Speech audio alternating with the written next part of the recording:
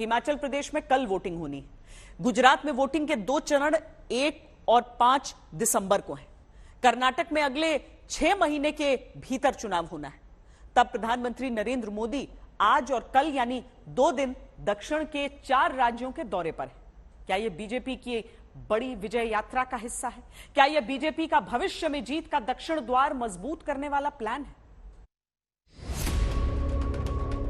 क्या चुनावी राजनीति में नरेंद्र मोदी विरोधियों से 2 कदम आगे चलते हैं?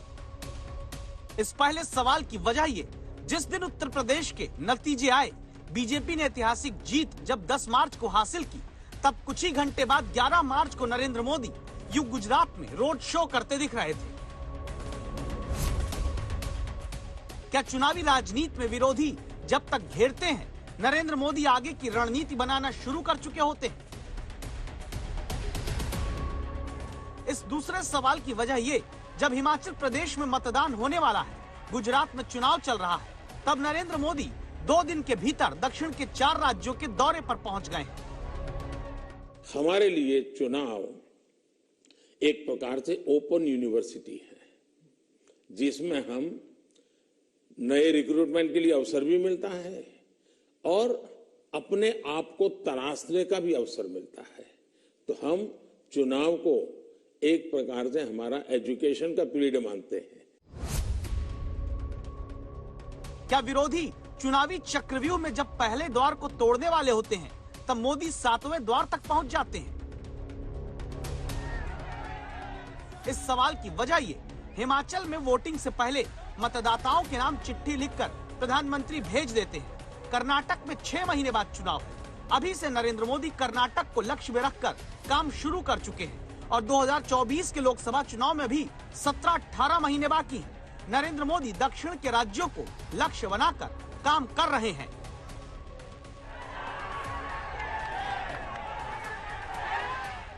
ध्यान से इस पूरी कहानी को देखते जाइए। शुक्रवार को बेंगलुरु पहुंचने पर प्रधानमंत्री का स्वागत कुछ यूं करते कार्यकर्ता दिखते हैं। लोगों के जोश से उत्साहित नरेंद्र मोदी कार से बाहर आकर हाथ हिलाकर अभिवादन स्वीकार करते हैं।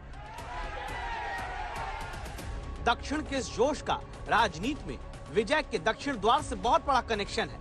कैसे है, पहले ये देख लीजिए।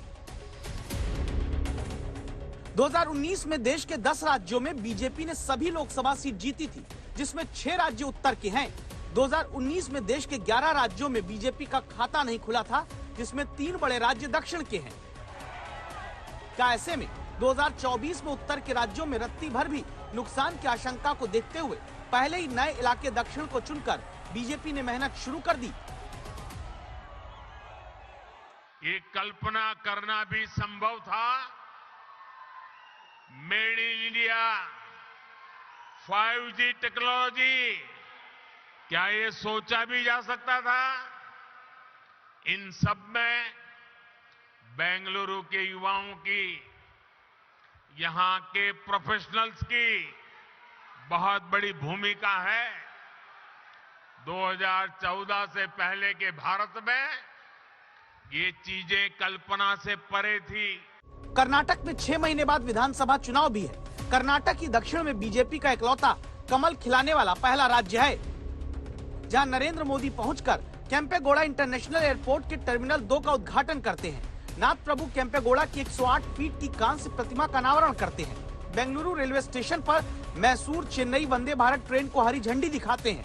भारत गौरव काशी दर्शन ट्रेन को रवाना करते हैं। इसके बाद दक्षिण के दूसरे राज्य तमिलनाडु पहुंचते हैं। यहाँ डिंडीगुल में गांधीग्राम ग्रामीण संस्थान के दीक्षांत समारोह में शामिल होते हैं। 2 दिन के भीतर कर्नाटक और तमिलनाडु के साथ आंध्र प्रदेश तेलंगाना में पीएम का दौरा है।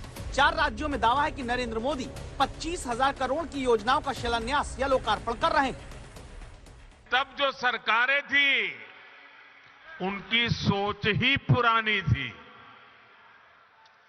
पहले की सरकारें स्पीड को लग्जरी तो स्केल को रिस्क मानती थी। हमने ये धारणा बदल दी है। हम स्पीड को भारत की आकांक्षा मानते हैं और स्केल को भारत की ताकत मानते हैं।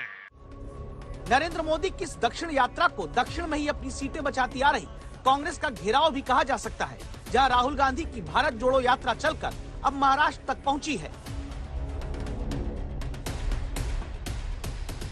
दावा होता है कि बीजेपी की नजर दक्षिण में केरल, कर्नाटक, तेलंगाना, आंध्र और तमिलनाडु में लोकसभा की 129 सीटों पर है, जहां उत्तर में ज्यादा से ज्यादा सीट जीत चुकी बीजेपी के लिए अगर 2024 में किसी तरह की ग्रोथ सैचुरेशन की स्थिति बनती है तो दक्षिण में बीजेपी नए द्वार खोलना चाहती है।